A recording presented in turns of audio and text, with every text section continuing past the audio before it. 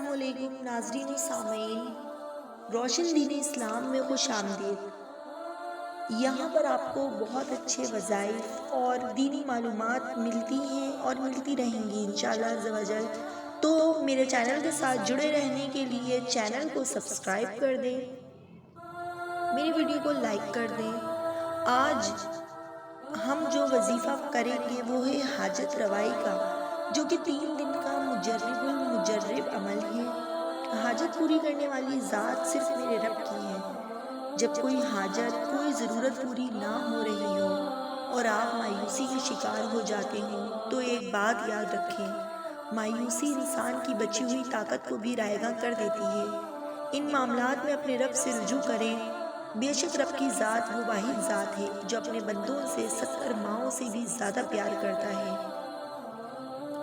حاجت کا یہ عمل ان حضرات کے لیے ہے جو کسی حاجت، کسی خواہش کے پیچھے بھاگ بھاگ کے تھک گئے ہوں، جیسے پسند کی شادی کا مسئلہ ہو یا امتحان میں کامیابی کی پریشانی، حصول روزگار کے مقاصد ہوں یا 2 افراد میں صلح کروانے کا جائز کام، کسی سے اپنا جائز حق لینا ہو یا مقدمے میں جیت کی تمنا، کسی کے دل میں اپنی محبت پیدا کرنی ہو یا قرض دار سے قرض وصول کرنا ہو یا پھر قرض اتارنا ہو، اپنا ذاتی گھر لینا ہو یا اپنا گھر کسی خاص مقصد کے لیے بیچنا ہو، اولاد کی اصلاح کے لیے یا اولاد نرینہ کی خواہش، بیٹی یا بیٹے کے رشتوں میں رکاوٹیں یا کوئی خاص مقصد، نیز ہر جائز حاجت کے لیے یہ عمل بہت آسان اور بہت مجرب ہے۔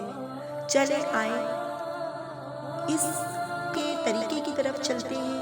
طریقہ کار کچھ یوں ہے کہ رات کو بعد نماز عشاء 2 رکعت نماز نفل نماز حاجات کی نیت سے پڑھیں۔ اس کے بعد اسی جگہ پر باادب بیٹھ کر 300 مرتبہ درود ابراہیمی پڑھیں۔ درود شریف کا ثواب حضور نبی پاک صلی اللہ علیہ وآلہ وسلم کی بارگاہ اقدس میں بطور ہدیہ پیش کر دیں۔ پھر اللہ عز و جل کی بارگاہ میں دعا کے لیے ہاتھ بلند کریں۔ صدقہ محمد و آل محمد صلی اللہ علیہ وآلہ وسلم کا واسطہ دے کر اپنا مقصد پرخلوص نیت کے ساتھ رب سے بیان کر دیں۔ اسی طرح لگاتار 3 راتیں یہ عمل کریں۔ اللہ عز و جل نے چاہا تو مراد ضرور پوری ہوگی۔ جس نے عمل کرنا ہے وہ 11 مرتبہ درود پاک پڑھ کر کمنٹ میں اللہ الصمد لکھ دیں۔ ویڈیو کو ثواب کی نیت سے شیئر کریں۔ ویسے تو اس وظیفے کی کوئی شرط نہیں ہے، صرف مجھے دعاؤں میں یاد رکھیے گا، اور آپ سے ایک چھوٹی سی التجا ہے کہ میرے چینل کو سبسکرائب کر دیں۔ اپنا بہت سارا خیال رکھیے گا۔ اللہ حافظ۔